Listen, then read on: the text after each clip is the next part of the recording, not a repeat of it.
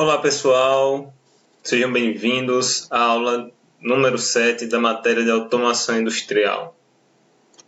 Bem, na aula passada nós vimos acerca dos protocolos de comunicação e algumas de suas características.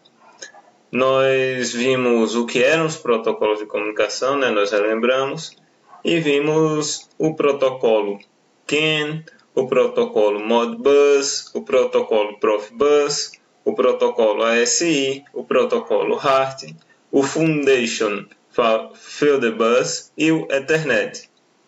E na aula de hoje nós vamos ver sobre os sistemas supervisórios. Mas antes de falar sobre os sistemas supervisórios propriamente ditos, eu queria relembrar para vocês o que são os protocolos de comunicação, certo? Os protocolos de comunicação, eles servem como uma ponte que liga os parâmetros às ações dos equipamentos de automação. Então, o que seria isso? Eles são os responsáveis por levar a mensagem do software de supervisão, software de controle, para o equipamento que vai desempenhar a função, certo?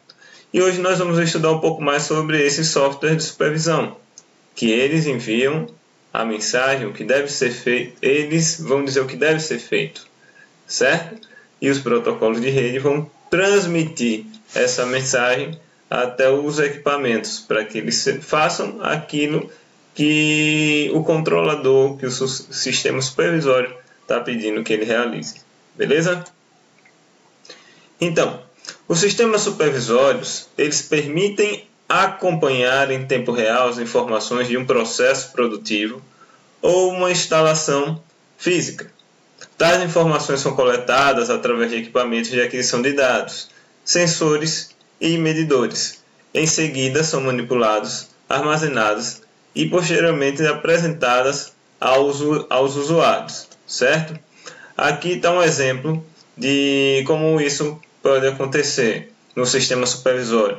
Aqui nós temos esse computador aqui com essa tela mostrando um sistema supervisório com a IHM, essa interface homem-máquina.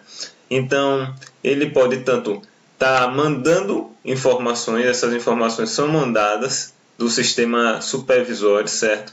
Elas vão estar chegando no CLP, nesse controlador.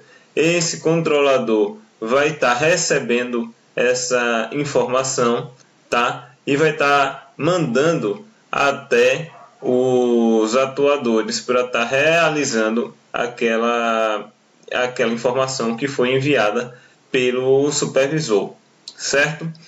Lembrando que para isso a gente precisa de um protocolo de comunicação.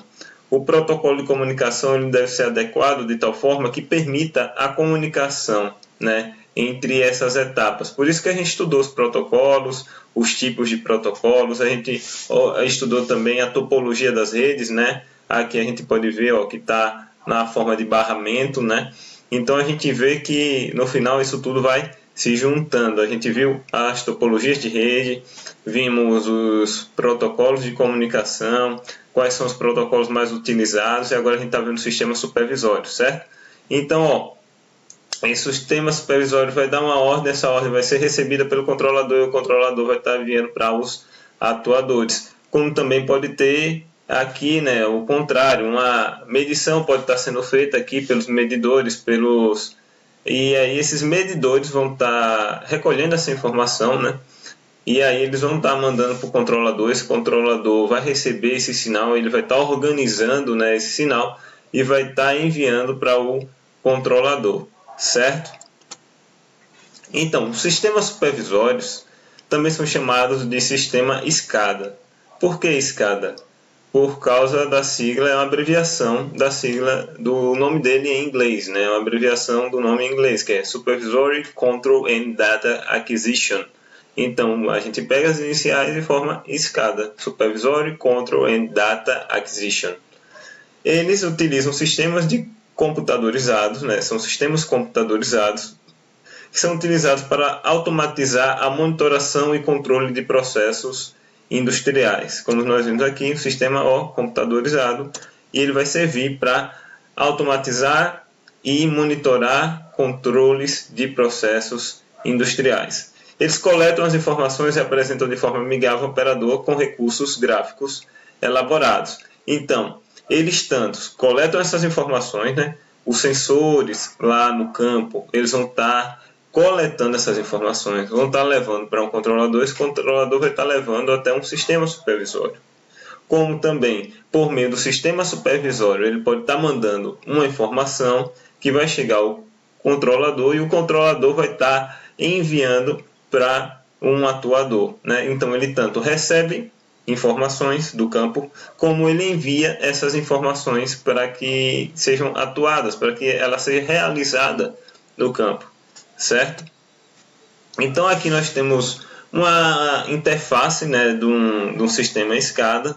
Aqui é um sistema SCADA de um aparelho de refrigeração, da parte de refrigeração, né? Aqui nós temos um chiller, temos um fan coil, então é aqui uma interface de um sistema SCADA voltado para refrigeração, onde nós temos aqui as salas, ó, sala 1, sala 2, sala 3, e as temperaturas, né? Então nós temos variáveis do processo que podem estar sendo tanto monitoradas como controladas por meio dessa interface. Aqui é outra interface do sistema SCADA, certo?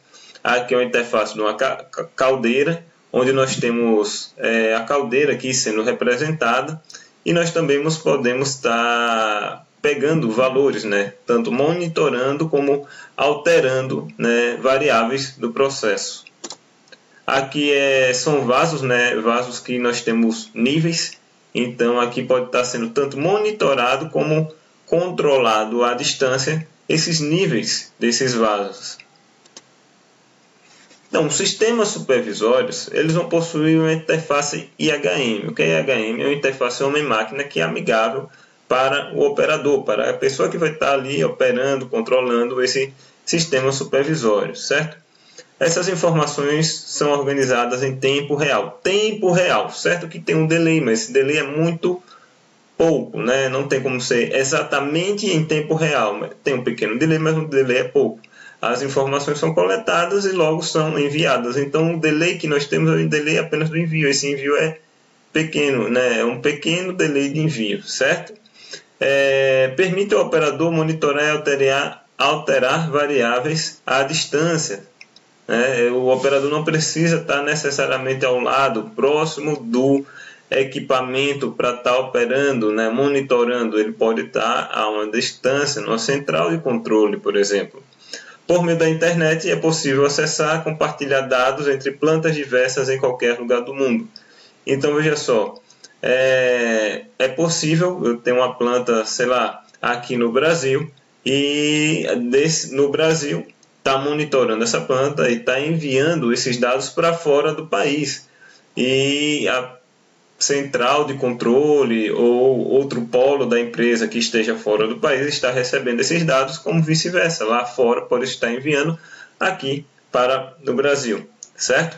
Traz mais segurança ao operador e agilidade ao processo. Por quê? Traz mais segurança, né? Porque num ambiente que não seja favorável para o ser humano, um ambiente muito quente, com alto índice de ruídos, né? Com fatores químicos e físicos que sejam prejudiciais à saúde do ser humano, você não precisa necessariamente que o operador esteja ali monitorando e atuando no controle. Você pode fazer isso de forma remota, como também agilidade. Você tem as informações em tempo real. Isso daí você pode estar alterando apenas a tela do computador, certo? Você ali consegue alterar variáveis do processo. Para a formação da IHM, os sistemas, o que é IHM? Interface homem-máquina. Os sistemas SCADAs identificam as tags. O que são elas, né? São todas as variáveis numéricas e alfanuméricas envolvidas no processo. Então você define ali e vai estar dando tags. Vão ser os nomezinhos que você vai dar a cada uma delas, né?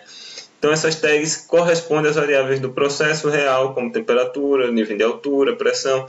Então você vai estar criando, né? Pressão aqui, uma tag para pressão, uma para nível de altura, né? Uma para temperatura, vazão. E assim os dados coletados são apresentados ao usuário fazendo a ligação entre o controlador e o processo. Então a pessoa que vai estar utilizando o sistema SCADA, a interface SCADA, ela consegue, fazer esse controle do processo por meio desses dados que são coletados.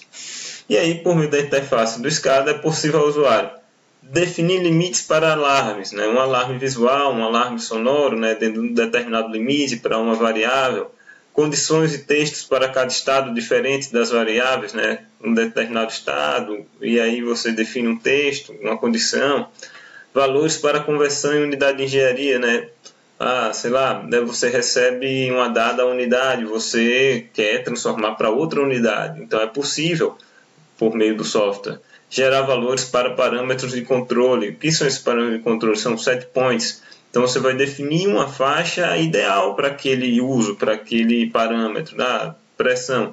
De tanto até tanto tem o set point, A planta tem que estar operando nesse intervalo aqui de pressão. Então foi definido. Você pode estar gerando esses valores. Por meio de funções avançadas, também é possível realizar o controle autônomo de funções do processo. Então, você tem uma função, você quer controlar ela automaticamente por meio dessas funções avançadas. A pessoa não precisa estar sempre ali atuando, mas o sistema ele vai gerar uma função que vai ela mesma, de forma autônoma, controlar aquela variável, aquela função. Por meio da função avançada, você controla aquela variável, certo? Aqui são exemplos de interfaces de um sistema SCADA, certo? Aqui a interface para organizar, você pode estar mudando o nome, a descrição, aqui na tag, definindo o que é, certo? Como também aqui é a interface para comunicação, de um acesso remoto, certo? Componentes do sistema SCADA. O sistema SCADA vai ser composto, se a gente olhar assim por camadas, então nós teríamos na base aqui na primeira camada nós teríamos atuadores e sensores, medidores, eles vão estar recolhendo informações, sensores, medidores e atuadores vão estar executando ações. Como também nós temos a parte da comunicação, redes de comunicação, as estações remotas de aquisição e controle e a monitoração central via sistema computacional, certo? Nós temos redes de comunicação, a gente já estudou isso na outra aula, a depender da rede que vai ser utilizada, existem vários tipos de rede que podem ser utilizadas. Estações remotas de aquisição e controle, então, nós temos aqui os atuadores, sensores, medidores que vão estar mandando informações por meio de uma rede de comunicação, do protocolo que vai ser escolhido lá. Ele vai estar chegando a uma estação remota aqui de aquisição e controles, por exemplo, um CLP que vai ficar ali na parte mais próxima da fábrica, certo? Pode estar fora do ambiente de controle, da sala de controle, e aí ele vai estar recebendo esses dados, ele vai estar guardando e modificando algumas informações e enviando, certo? Para o sistema de monitoração, o sistema SCADA. Então aqui é dividido em 3 camadas, a camada de sensores, medidores, atuadores, a parte de rede de comunicação e estações remotas, de aquisição e controle, e por último a parte de monitoração via o sistema computacional SCADA. Componentes do sistema SCADA. Internamente, os sistemas SCADA dividem suas principais tarefas em blocos, ou também chamados de módulo, onde cada módulo ou bloco é responsável por realizar uma determinada função. Tal divisão possibilita um maior ou uma menor robustez e flexibilidade no sistema. Isso vai depender de como tiver organizado esses módulos, blocos do sistema SCADA. Componentes lógicos do sistema SCADA, os módulos. Dentro do sistema SCADA nós temos esses módulos, esses blocos. Então eles podem estar sendo divididos e organizados de algumas formas. Eu trouxe alguns aqui, que os sistemas SCADA podem ter históricos e banco de dados, núcleos de processamento, comunicação com os CLPs, gerenciamento de alarmes, interface gráfica, relatórios, comunicação com outras estações SCADA, lógica de programação interna são os scripts, né? Então são módulos que cada um é responsável por uma coisa, uma determinada função, certo? Então um vai ser responsável pelo histórico, banco de dados que vai vir, né, da planta lá. Então esses dados vão vir, dados de pressão, temperatura, vazão, eles vão ficar armazenados. A parte de processamento de dados, comunicação com CLPs, gerenciar esses alarmes, né, que foram definidos, a interface gráfica, que é a parte da comunicação do homem-máquina ali. Então, tudo isso são módulos, né, voltados para uma determinada ação, relatórios de como está funcionando, né, uma determinada variável, como ela está se comportando, a comunicação com outras estações, escadas, certo? E a lógica, né, de programação interna. Então, pessoal, essa foi a aula, né, acerca do sistema SCADA. E aí eu queria de vocês, tá, que vocês fizessem o seguinte: vocês vão fazer essa atividade, vão estar me enviando lá no tempo determinado que eu vou estar passando para vocês. Vocês vão estar citando três vantagens do uso do sistema SCADA e também 3 desvantagens do uso do sistema SCADA, certo? Vocês vão procurar e vão definir o que é uma tela sinótica, beleza? Que é uma tela sinótica voltada para a parte de sistemas, SCADA, sistemas supervisórios de controle, que é uma tela sinótica. Como o SCADA está relacionado com a HM? Eu falei aqui de HM, falei de sistema SCADA, como eles estão relacionados. E eu queria também que vocês procurassem 3 aplicações do sistema SCADA, onde ele pode estar sendo utilizado, certo? Então foi isso, foi nossa aula sobre o sistema SCADA. Espero que vocês tenham gostado. Fiquem com Deus.